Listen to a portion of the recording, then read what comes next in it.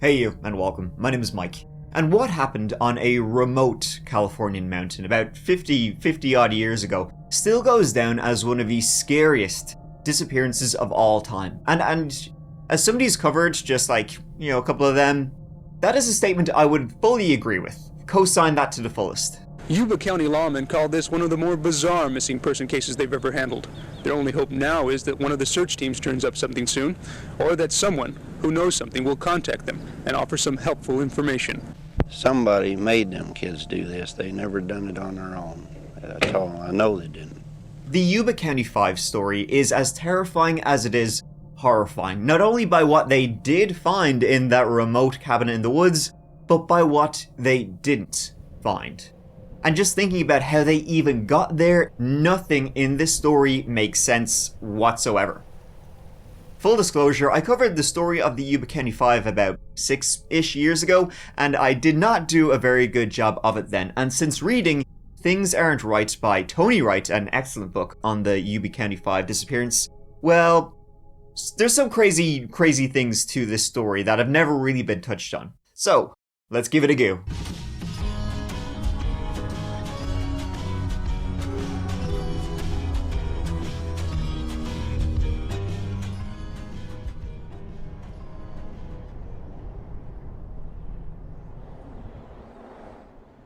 In 1978, Yuba became the scene of one of the United States' most enduring mysteries when 5 friends just vanished off the face of the earth for seemingly, completely unknown reasons, but what we can theorize about their reasons are bizarre and perplexing. Those 5 men, the boys, became known as the Yuba County Five. What made those 5 men drive into the mountains when they had places to be and things to do?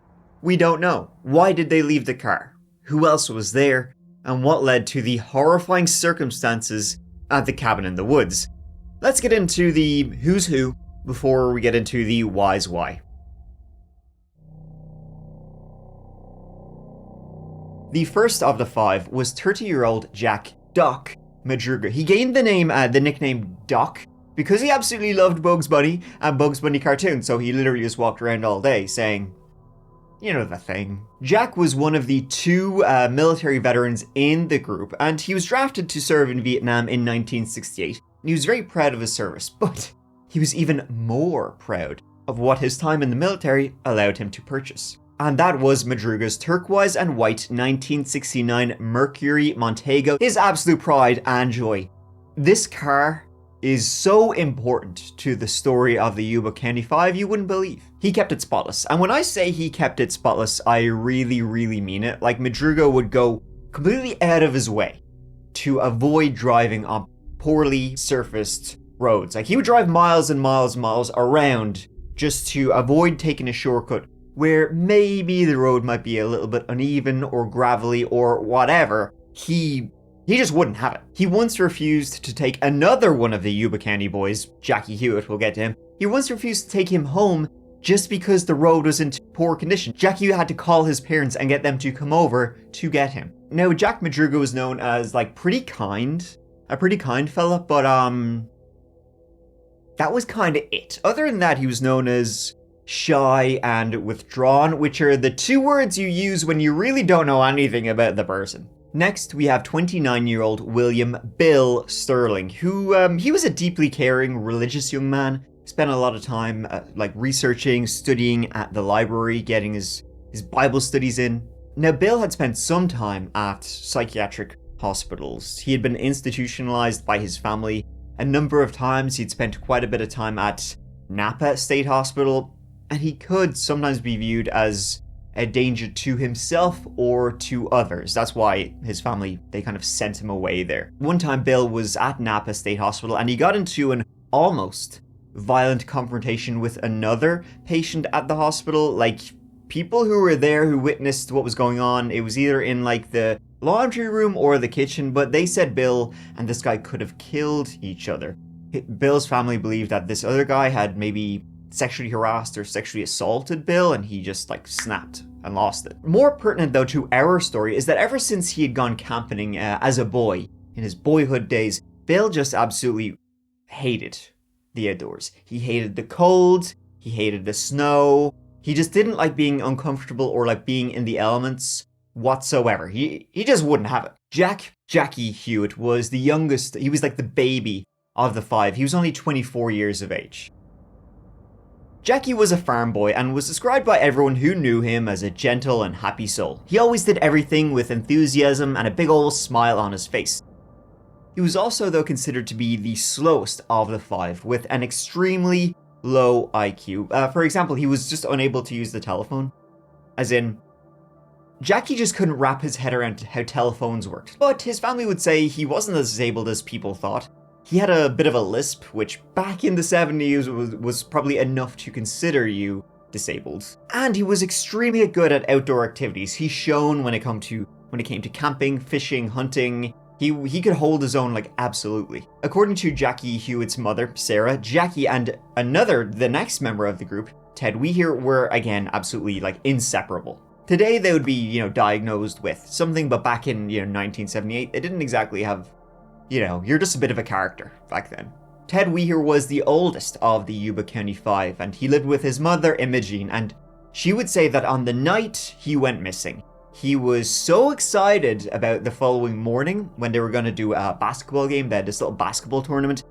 Ted was so excited about that he had left out his basketball uniform on his bed, like, ready to go. Like, something a child would do when they're super excited about soccer camp the next morning. Like Jackie, Ted, who his mom Imogene called Bear, he was a very just happy, kind person.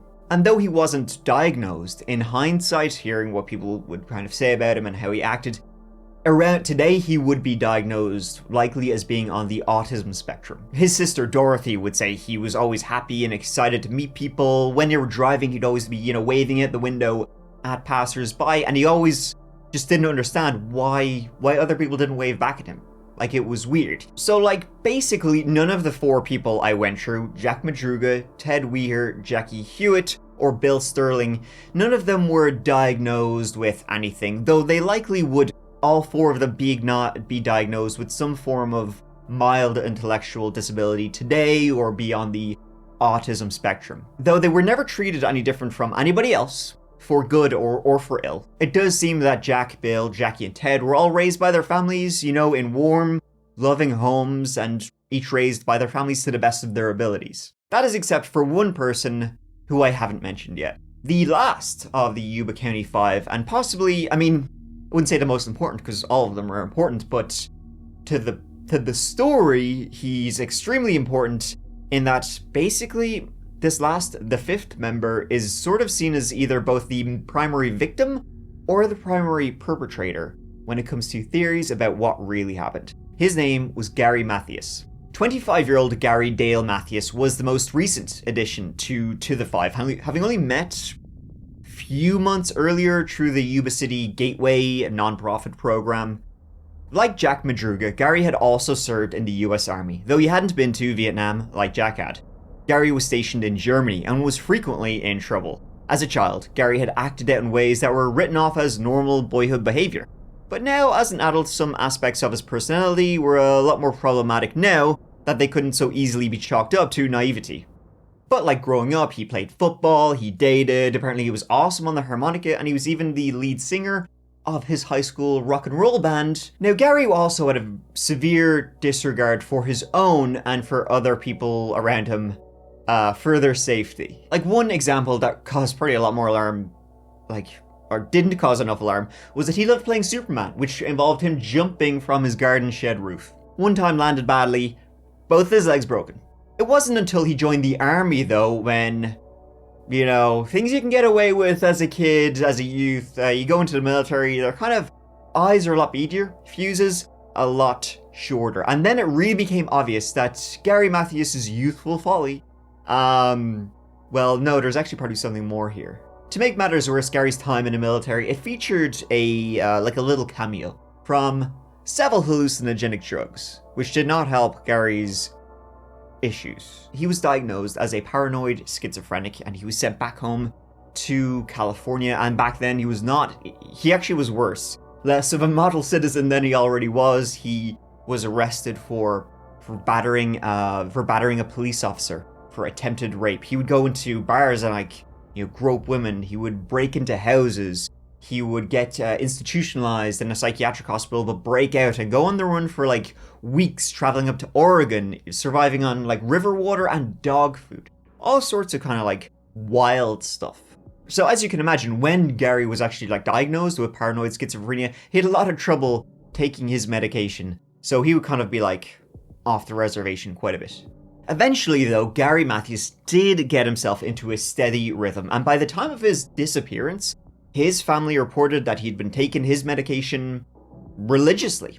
And once he started taking his meds, he was great. There was never any problems with him. He was just an awesome guy to be around. Gary, he'd also started work for his stepfather's landscaping business, and he was incredibly protective of his friends. Despite the rest of the other Yuba 4 knowing each other for years and years and years, and Gary being this the new guy in town, he was accepted right away and became a key figure of the group. As he had a bit of more, world experience, he would help them out with whatever needed doing. He would stand up for them if they were being picked on. Now the group, they were all grown men, but the family would always refer to them as the boys, so I'll refer to them as the boys too. So despite their various setbacks and lacking abilities in certain areas, the boys were all physically strong men. All 5 tall, strong, accomplished athletes. They all played basketball. See, for the boys, watching a good game of basketball was second only to playing a good game of basketball, and they were pretty good at playing it. So you can imagine how excited all 5 of these boys would have been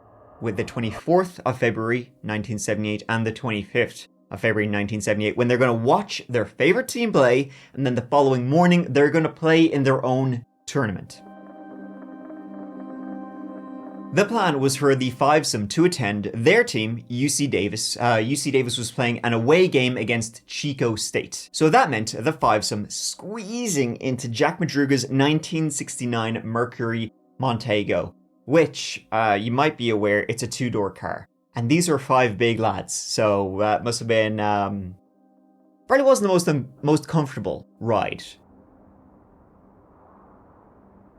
It was an away game for UC Davis, so the game was being played at California State University's gym in Chico.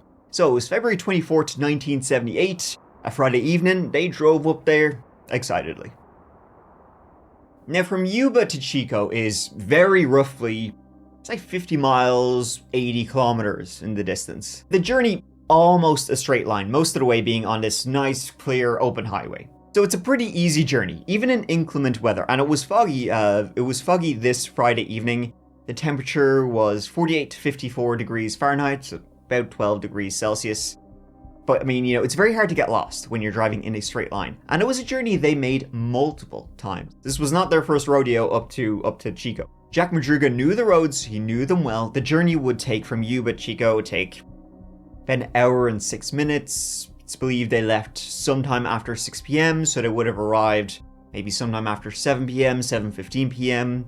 The basketball game kicked off at 7:45 p.m, and it ended around 9 p.m. Their team, by the way, to note, UC Davis, it won. Then the plan was, the day after the big UC Davis game, the Yuba 5 would put on their own jerseys, their Gateway Gators jerseys, for their own tournament the following Saturday morning.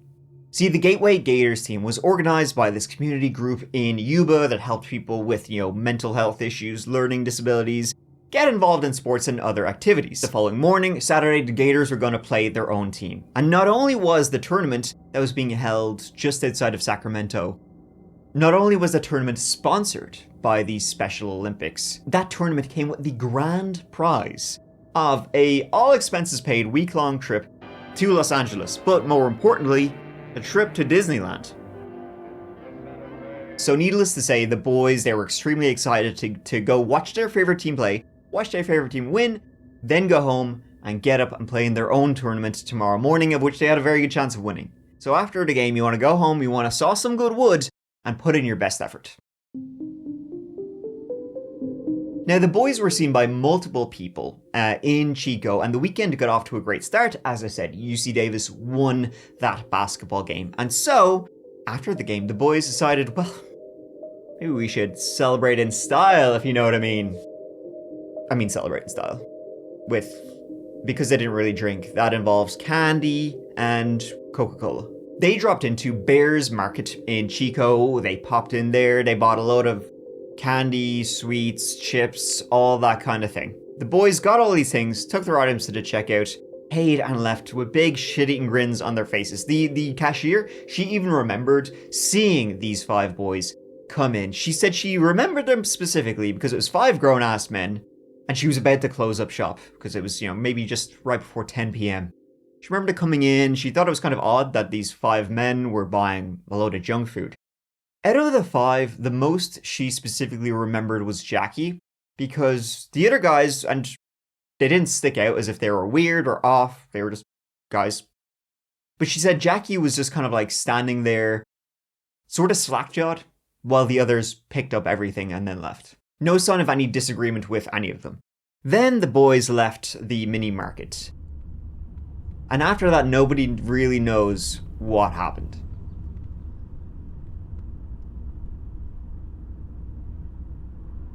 And speaking of being watched, did you know that you, yourself, are being watched every time you, clackety, log onto the internet? They can see what you're accessing, prevent you from accessing certain things, and even track your precise location. This happens every single time you log onto the internet, and if somebody wanted to find you, they could. Or what about this? What if you wanted to access content that's not available where you live? Because in the news lately, a lot of governments seem to be, into that sort of thing. Censoring the internet, because wow, that'll solve everything.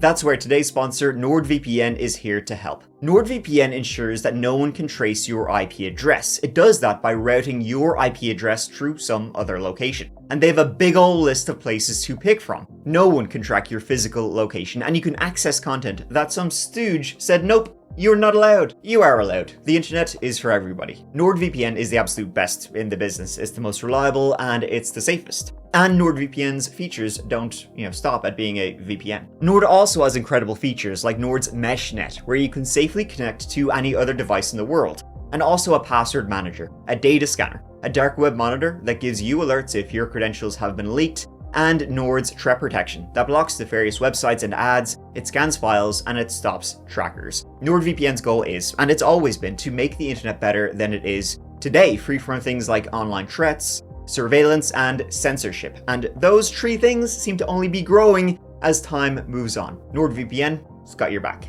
So become safer with a click by downloading NordVPN today. And if you use my special link, that is nordvpn.com/thatchapter, you can get an exclusive deal. Get a NordVPN 2-year plan and you'll also get 4 months extra right here at nordvpn.com/thatchapter. It's all risk-free with Nord's 30-day money-back guarantee. Once again, go to nordvpn.com/thatchapter to get a 2-year plan and you'll get 4 extra months, all with Nord's 30-day money-back guarantee. Thank you so much to Nord for sponsoring and supporting That Chapter.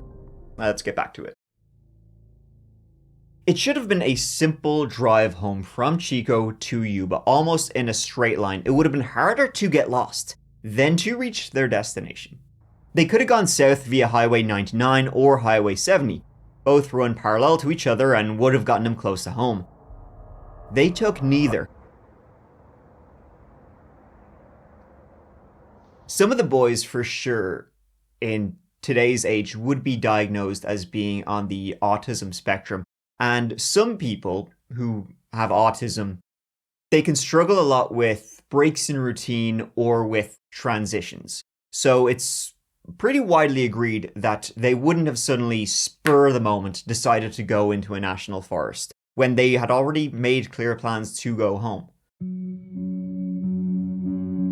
It was on the night that the boys were supposed to return that each of their families realized something was very wrong, each of them dealing with it in separate ways. Jackie Huett, the youngest, his mom, she called Jackie Hewett's brother to just go check on him, see if he's okay. Bill's mother, she stood up watching the door until 2 a.m. Basically, all of their parents' siblings started ringing up to each other's houses.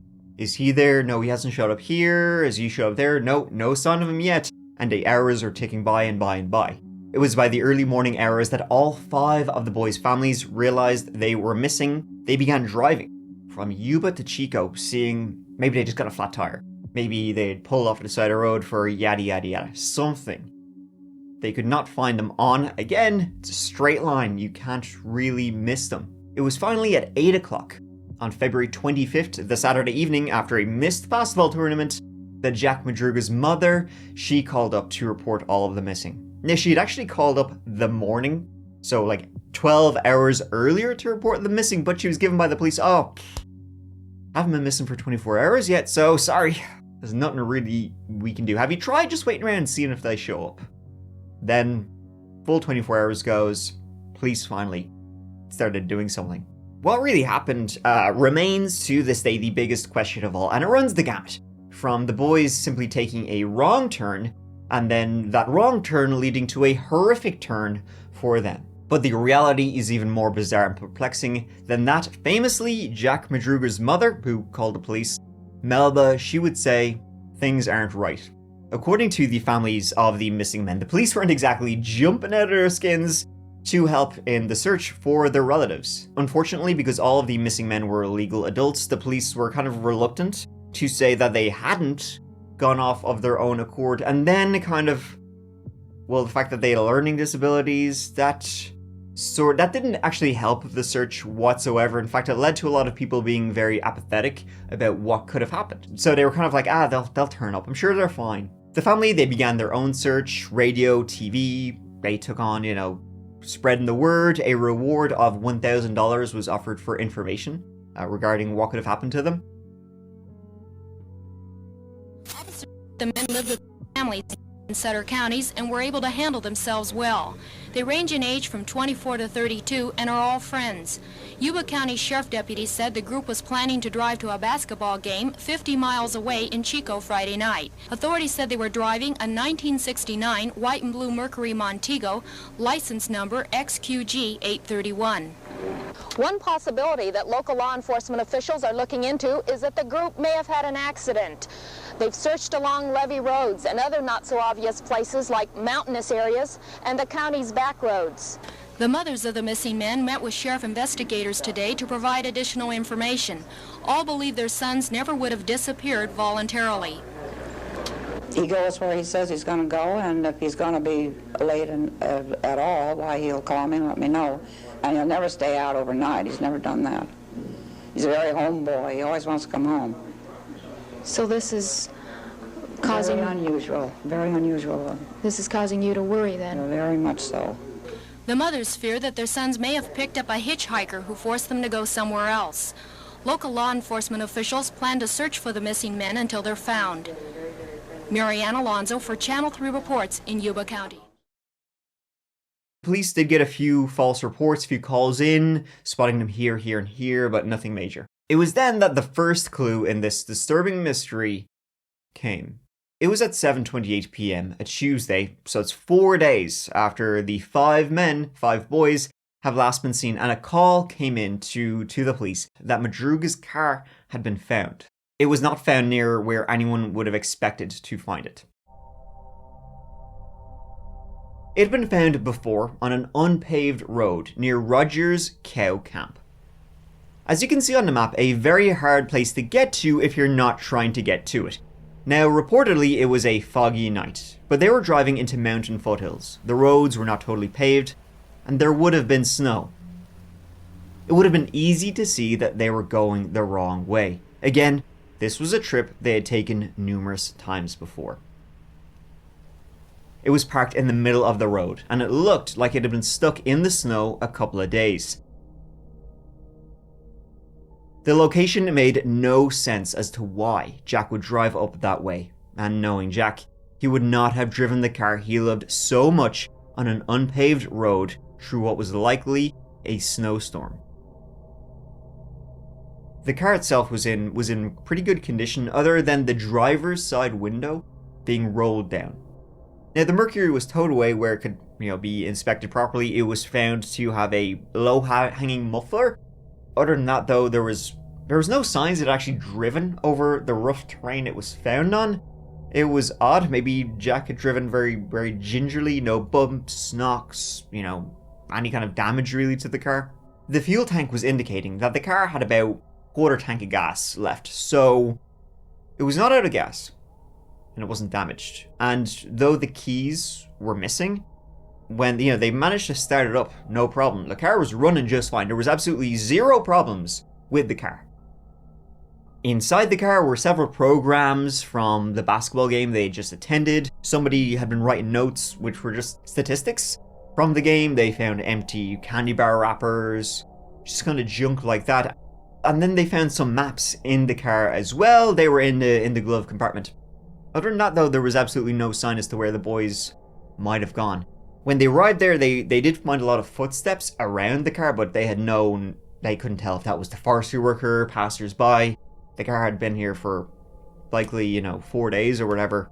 So it didn't give them any clues, and the snow had kept falling. Like, the weather was absolutely diabolical at this time. But surely if they were going to hike somewhere, go for a bit of a wander, they would have taken the maps with them. And so finally then, when search and rescue began around the car, the really severe snowstorms severely hampered any sort of search for the missing men. At that time, nothing other than the car was found.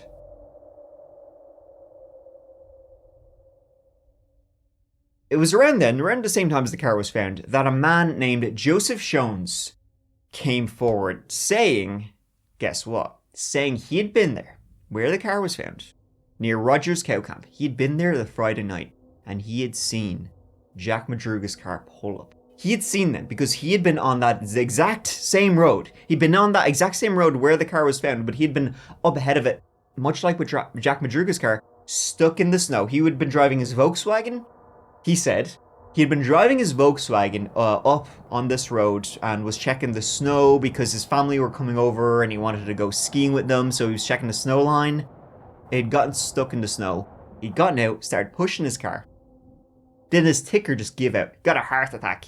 And so he got back into his car, was puking himself and shitting himself. Then after a couple of hours, he saw in the rearview mirror another car, Mercury Montego, come up behind him, headlights on. He said this was around 11 p.m. when this Mercury pulled up behind him. He started shouting for help. Hey, come, having a heart attack. He said, though, he just saw these men get out of the car, just walk into the woods, not even responding to him.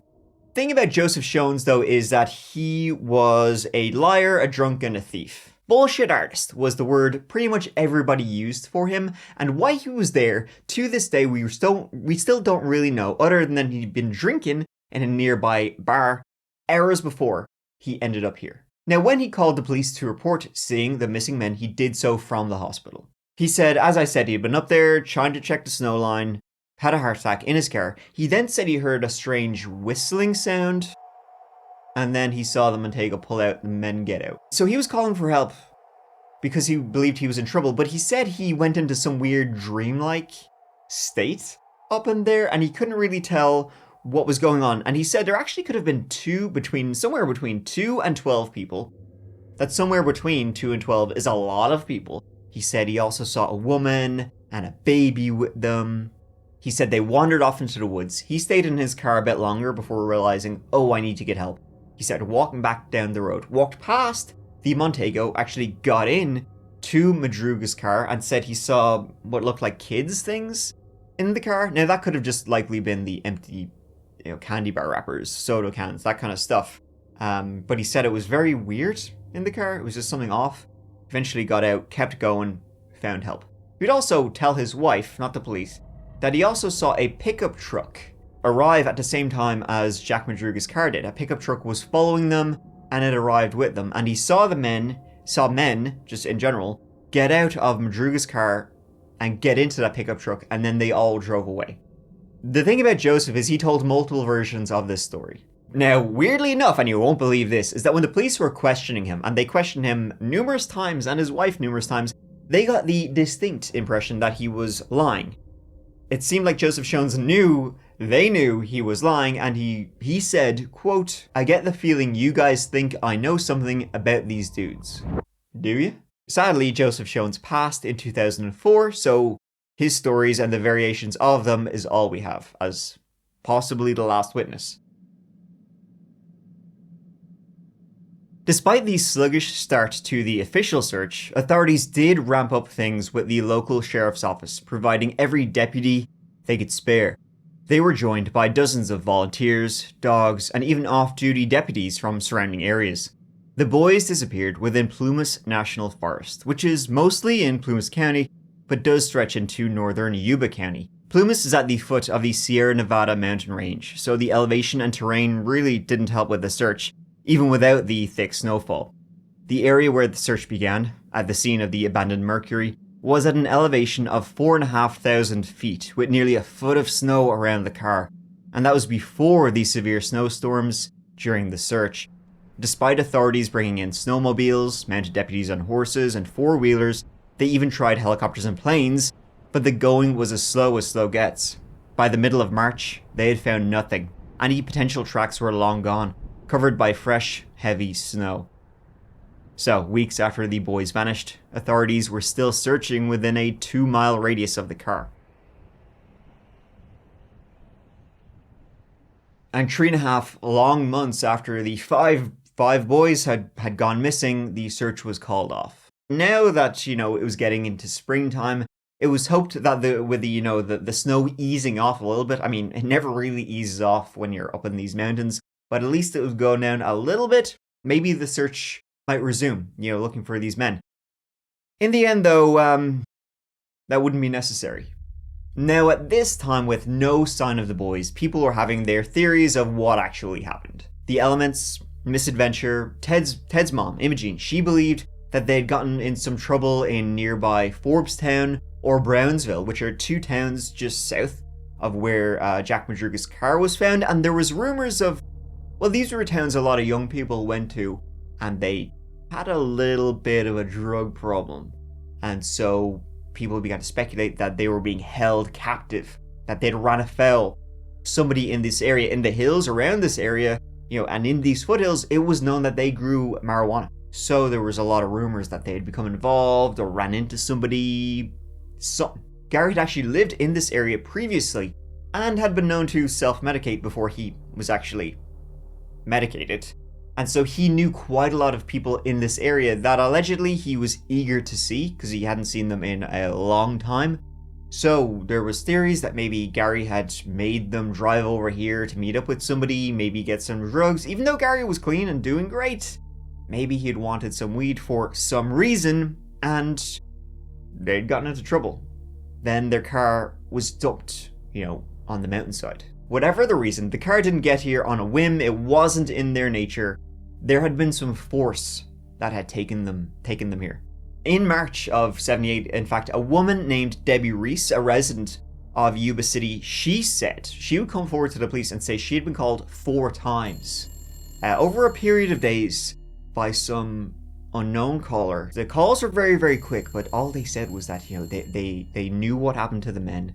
They had hurt them and that they killed them. That they would just say these things mysteriously, then pant and then hang up. A thing that kind of gave credence to this not being a prank phone call was that Debbie Reese's number was unlisted. So it's not a number that anybody could just find. On Saturday, June 4th, 1978, 101 days after the boys went missing, a group of bikers were riding the trails in the mountains. This was at around 9 a.m. And they stumbled across one of the several cabins that the Forestry Service would have, in these mountains. And though I say cabins, it was more like a trailer, like a roughly 60-foot trailer. This was at the Daniel Zink campground, and the bikers had been traveling through the mountains, but they found the condition of the roads much worse than they had been expecting them to be, with snowfall, fallen trees. So they'd been driving along, had doubled back around, and then parked up at the Daniel Zink campground, hoping that maybe they could speak to somebody about finding another route for their little bike trip. They arrived at the campground, though, found nobody there. But what they did find, they found a horrific smell. A nasty smell that was pretty unmistakable to somebody who's never even smelled it. They looked over at one of the cabins that was there and saw that the window was broken from the outside. Walked over, peeked in the window. Pitch black inside, but they could tell it was dirty, it was dark, and they could see on a bed, they could see what looked to be a body. And the police were called. This was about 11-12 miles by road, 5 miles as the crow flies from Jack Madruga's car. Once authorities arrived, the bizarre case gets even more bizarre. In the trailer, a deceased male was lying on his back on the bed, under 8 sheets. Quickly, he was determined to be Ted Weir due to the clothing he was wearing. He likely had been trying to keep warm. Ted was extremely thin, and he had a full beard and unkempt hair, but was clean shaving when he had gone missing. It's one of those first mysteries when it seemed like he had been alive for a long time before he had passed away in here. Both of his feet, they could see, were frostbitten. He had lost 3 toes on his right foot, 2 on his left foot, but his pants were rolled up to his knees. Ted's ring, necklace, and wallet were on a bedside locker just beside the bed. It had his initials in it. It was definitely his, but there was also a gold watch on the locker beside that nobody would be able to identify whose gold watch that was. Empty C ration cans were found outside the trailer. They're those military style ration cans. Books, they were also found outside the back door. A white sock and a bed sheet were found 30 feet away from the cabin. A candle had been in the cabin and it had been lit, but there was also, other than the candle, there was no signs of anybody trying to warm the place up or start a fire. So there was empty food ration cans there, but it seemed like Ted, he died of starvation because he was extremely thin, when they found him. And there was no sign of the 4 other men. Now, when they found Ted, he was barefoot. His shoes were nowhere to be seen, but they did find a pair of shoes that were Gary Mathias's tennis shoes. So Gary had clearly been here too. Ted's leather suede shoes, though, were nowhere to be seen. Had Gary switched shoes with Ted and then headed off? Ted would have had to walk through the worst weather and ground imaginable, including solid snowbanks to get here.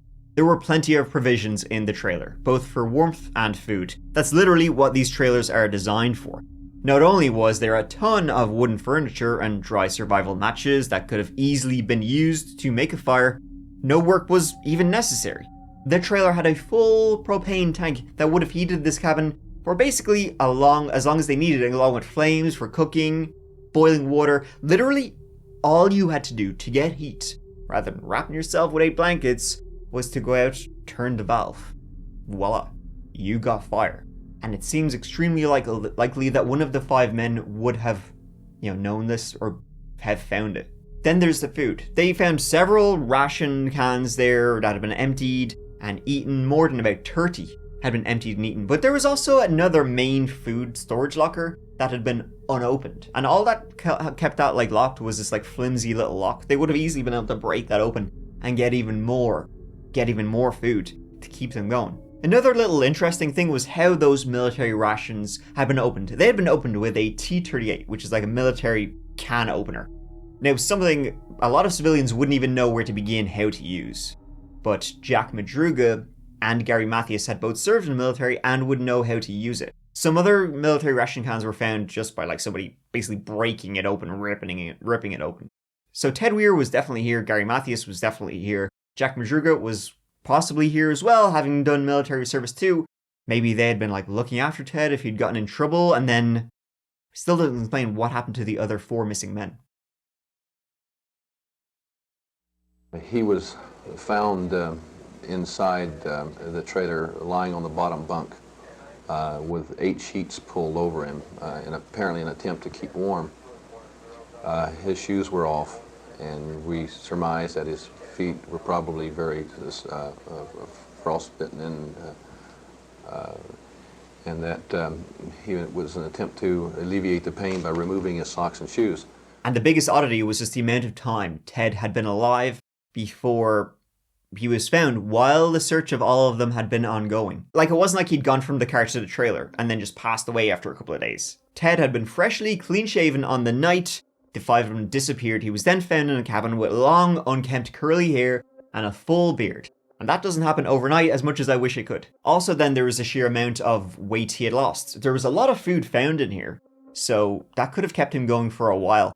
But Ted, he was a big enough guy. He weighed 200 pounds. When he disappeared, when they found his body, he had been weighing less than half that. He was about 100 pounds when they found him. So starvation seemed to be the key here. And that doesn't happen over a day or two. That can take weeks and weeks and weeks of being in a calorie deficit to lose that amount of weight. The coroner's report would estimate that Ted Weir would have survived between 8 and 13 weeks before he would succumb to starvation and the elements. His official cause of death was a pulmonary embolism, blood clot in the lungs. It can happen from suffering a huge force to the chest, or you can get it due to altitude. What all that means though is that if somebody had just checked this cabin even just a couple of weeks earlier, it's possible he may have still been alive. Maybe he could have told us what happened. Thing was, the father of Jackie Huett, Jack Huett Sr., he had asked the investigators had they checked these cabins while the search was ongoing, and allegedly he had been told they had been searched, but it doesn't seem like they had been. Now, there was a report of 2 people who were part of the search and rescue who had been told, oh, search the cabins up at the Zinc campground. And allegedly they'd gotten drunk the night before and were too hungover to go and search these cabins, months earlier, when they could have been alive. Jack Huett Sr. would go to his grave, wishing he just searched those trailers by himself and not listened to others, believing he could have saved lives, saved his son's life. And 2 days after the tragic scene at the trailer was found, that searchers would come across another 2 sets of human remains. On June 6th, volunteers and rescue workers had been working their way outwards from the trailer site when they discovered 2 sets of remains about 3 miles on from the trailer. Bill Sterling's father, Jim, he was actually like the second person to discover remains, and even at the site, he could say that had been his son. That was the second person found. Bill's wallet was there with his ID, his social security card, even a photo of Bill Sterling's twin sisters still in his wallet. And along with Bill Sterling, nearby, just like across a dirt path, they found Jack Madruga's body. Jack was badly decomposed. He was holding onto a watch still, and it seemed like a lot of animals had gotten to him. So now they've found 3 of the men, but search and rescue are still just absolutely amazed that they've gotten to where they are. Like, it was unbelievable that in the middle of the night that they had climbed all this way. That was like a 15-mile hike in the middle of a snowstorm with 4 to 8 foot snowbanks. And they're wearing light clothing. Some of the men didn't even have jackets because they'd said, oh, I'm not going to bring a jacket. We're just going to a basketball game and then home. But the thing again was, why? They were all found uphill from where the car had been. So, I mean, if you get lost, you think you're going to go downhill. If you don't know where you are, you're going to go downhill to find safety. And the thing was, if they had gone downhill, not far away, was like another town, buildings. They'd gone downhill instead of continuing uphill to the trailer. They likely would have received help. On June 7th, the day after Bill Sterling and Jack Madruga were found, Jackie Huett's father, Jack Sr., he was helping out with the search after they had now found 3, and they'd find the next set of remains. It was actually the story of Jackie Huett Jr.'s, how his body was found, is actually the weirdest. So the day before, on June 6th, Jackie Sr., his dad, had been sitting there eating a sandwich beside a creek, and he heard this guy just beating the ever-loving shit out of his dog. He looked over and could see this guy walking multiple dogs, and he was just pounding on his dog. He was like, what are you doing? Why? The guy said he was hitting his dog because his dog wouldn't let go of a deer bone. And Jack said, all right, went back to his sandwich. But he would realize the next day that wasn't the deer bone. It was then on June 7th, he was searching in a clearing up ahead. He saw bones, and even from a distance, he could tell that was the clothing his son had been wearing, his pants. Walked over and saw his son's jacket was just lying there. Picked it up, and then as he picked up his son's jacket, something fell out of the jacket. He looked down. His son's spine had fallen out of it. Somebody made them kids do this. They never done it on their own at all. I know they didn't. And he's trying to make us believe that it's stupidity and because they were retarded that they're up here on their own, and there's no way that they've done this on their own. And Why would he be saying that then? I don't think he knows any better. I just don't think the man's qualified. When they pulled the search off here that I didn't need their help, I'd find my son, and I believe I proved my point. And I'm going to continue till I help find the rest of them too, one way or the other. That's all I got to say. Jackie Huett Jr.'s identity would then be further confirmed by his wallet and his watch were nearby. It says 4 of the Yuba County Five were now found. What of Gary Mathias? Well, the thing about Gary Mathias is that no sign of him was found, other than his shoes being found in the trailer beside Ted Weir's body. No sign has ever been found of Gary Mathias to this day. Likely won't be. How much longer are you going to continue the search? Until we find the rest of them, or until there's no hope. The mourning can begin for some of the families, and in a way, maybe their agony is over. For the lawmen, there lies a bigger job ahead, trying to find the answer to the baffling question of what the men were doing here. Did they get here on their own, and why? Or were they brought here deliberately and left behind to die? Manuel Ramos, Action News 13, in the Plumas National Forest.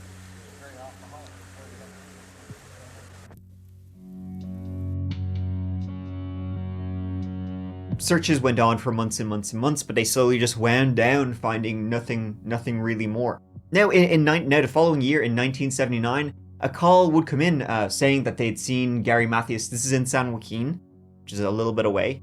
They said this guy said he's seen Gary Mathias hitchhiking, and he knew it was Gary Mathias because he had used to live near him, so he recognized him. Nothing ever really happened following up, though, on that alleged sighting of Gary Mathias, if he did indeed make it out of the Plumas National Forest. Then, in the early 80s, a niece of Jack Madruga, she was in a bar, again in California, and she said that she swore she saw Gary Mathias sitting at the bar drinking a beer. She called the police arrived, but of course, by the time they did, he was gone. She would say she was 1000% sure that was Gary Mathias. But a lot of folks think that maybe he's back at the cabin, that something happened to Gary.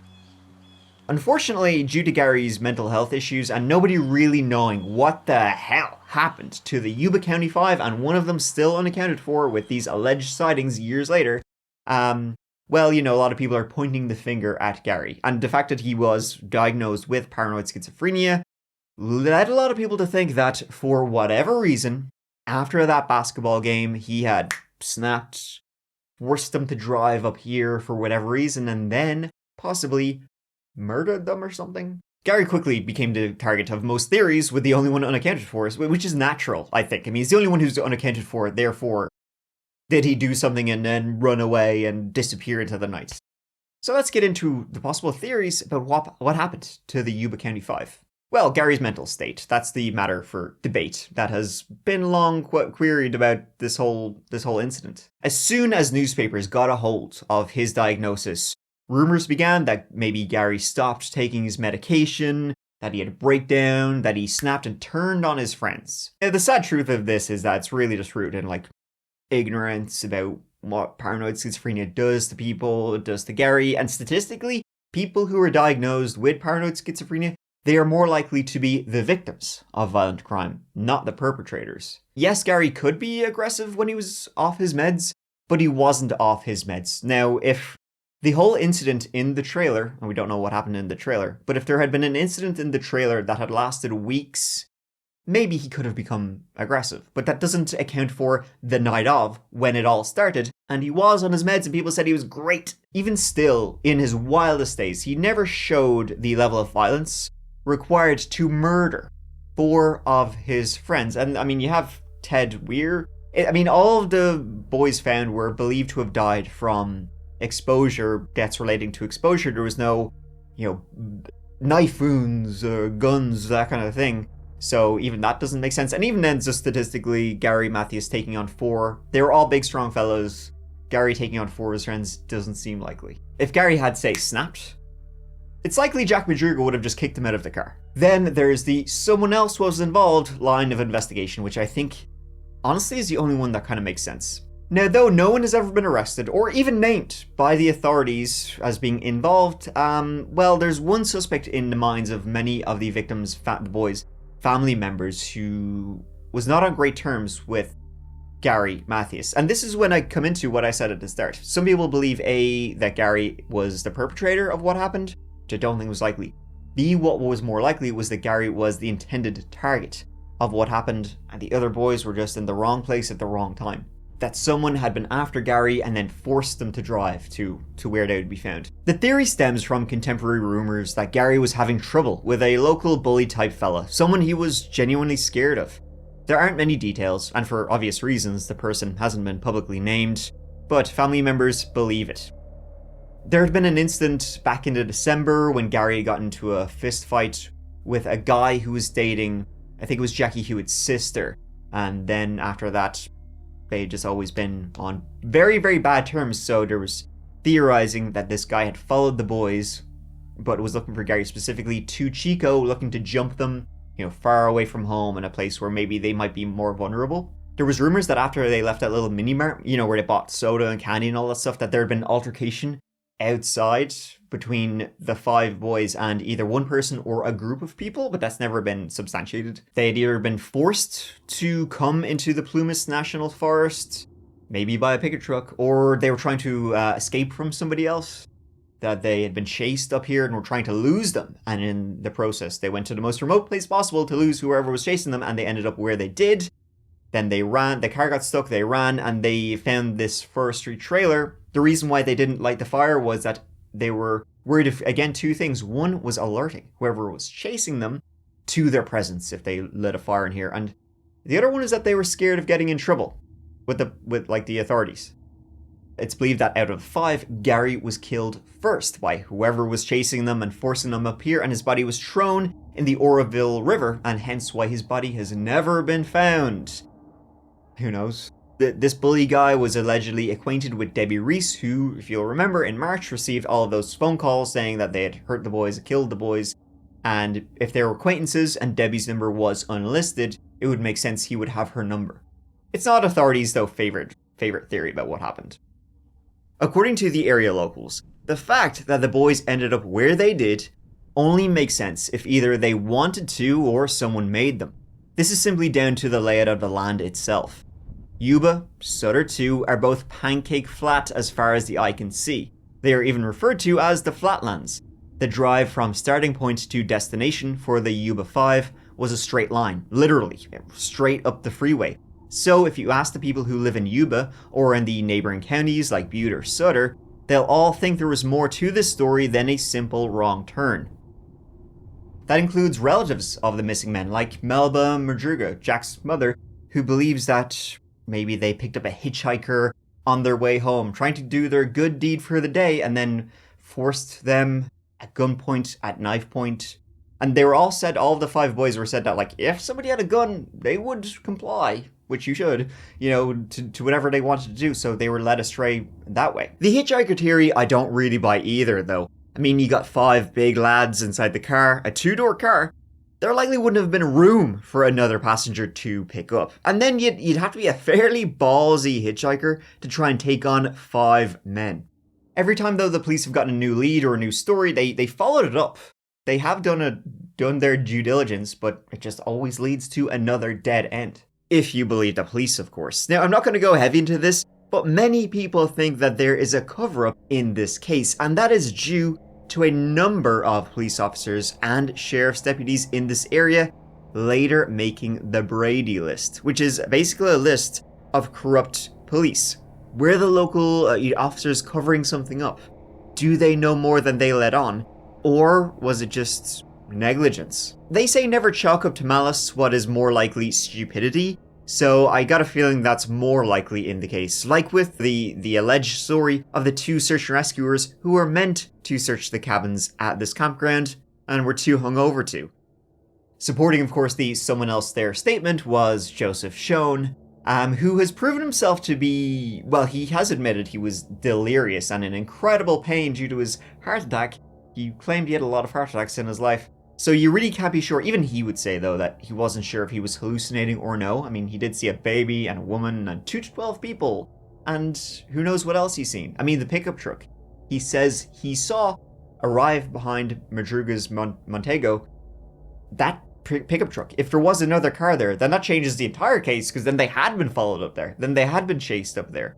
But you really just can't trust he's the least credible witness in history. described by multiple people as a pathological liar. And I think he was definitely hiding something. The police believe he was hiding something, but he passed away in October 2004, so no more stories from him, and he told a few stories about what he saw that night. We're not even still sure why exactly he was up there. But also, maybe he was intimidated. Maybe there was the pickup truck, maybe somebody got to him, made him tell different versions of different stories, and he just didn't know which one to tell. Then there's the theory of an impromptu visit to Gary's friends in Forbestown, which links into sort of a drug theory. Maybe Gary wanted to get some weed, though he was clean and doing well by all accounts. But especially with the big game the following morning, it doesn't make sense though to me that they'd gone to Forbestown, which was known to have a drug problem, and some bad people lived in these areas growing and selling drugs.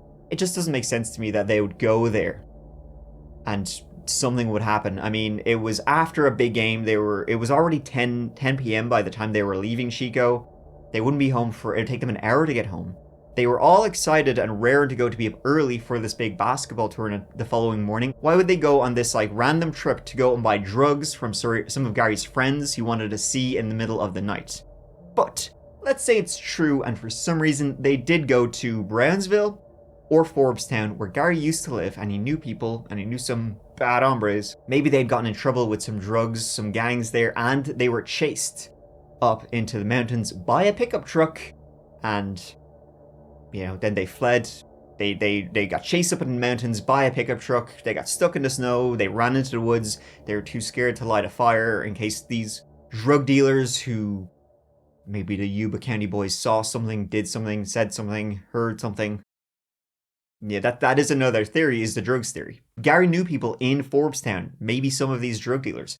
Maybe they had taken Gary. The 4 other Yuba boys, they tried to escape, they got chased, went into the mountains, and that's why Gary has never been found, because he never went up the mountain. But the earliest theory comes from the investigators themselves. They suspect that none of this is true, that they just simply got lost up there. They succumbed to the around the corner syndrome, that your chance of rescue is just around the corner, so you gotta keep on going, you keep on going, you keep on going, until you die, until the elements just get you. Eventually, they just became hopelessly lost. Maybe they did stumble across this trailer, and maybe they didn't know how to light a fire here. Who knows?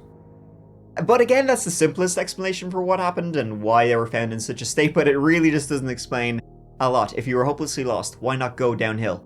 Why leave your car and just keep walking upwards in the middle of a snowstorm? Why not stay in the car? The distance from the car back to, some chance of survival was only a matter of feet. They could have made it to safety. It would have been next to impossible to get lost from that starting point. That said, it also seems to be the most plausible. Then they arrived at the cabin to await help, which never came. Some tried to leave and get help, but succumbed to the elements.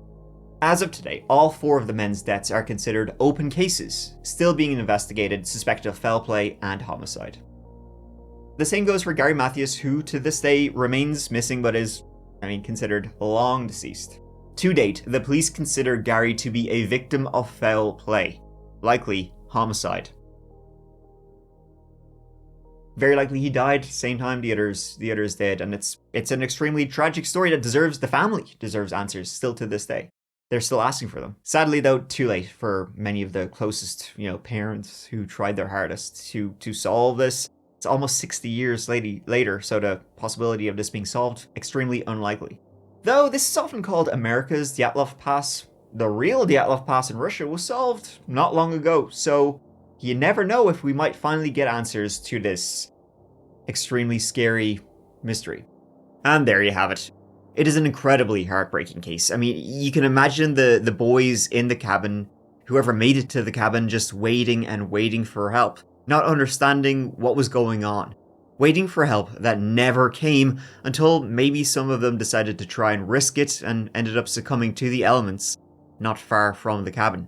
The men drove there for some reason and got out of the car for some reason, and at this cold and this altitude, it was a bad idea because it can do all sorts of things to your body, and it really can't be understated how far the cabin was from the car. A tough trek even on a hot summer's day.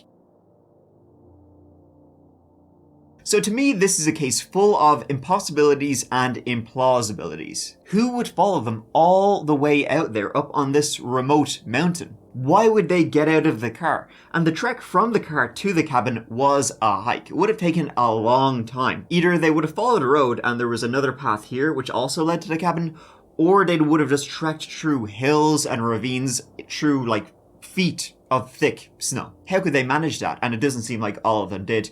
When they weren't prepared for it, it was in the middle of the night. Simply the distance makes it so impossible that they would have stumbled across the cabin. None of them were familiar with like forestry and outdoors apart from Jackie Huett Jr. But finding a cabin in the middle of the night that they were completely unaware of, it just seems like, how would you even stumble across it? And it's not like there was lights on in the cabin or anything which would have led them to the cabin, which then raises another theory. Were they taken to the cabin by someone else? The chances of finding this bad boy were slim to nil, like everything else in this case. So yeah, this is one case that has kept me up for quite a bit. I hope you can sleep better, and that this story doesn't stick in your craw like it did with me, because it's just terrifying.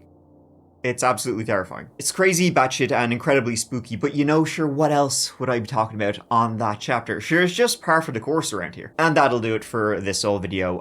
Thank you so much for watching. It really means the world to me that you're here after this hour plus long video. Wow. That's crazy. But thank you, folks. It really, really means a lot. I will see you as always in the next old video whenever that is up. But until then, please take care of each other. Please take care of yourselves. Because I love you. Mike out.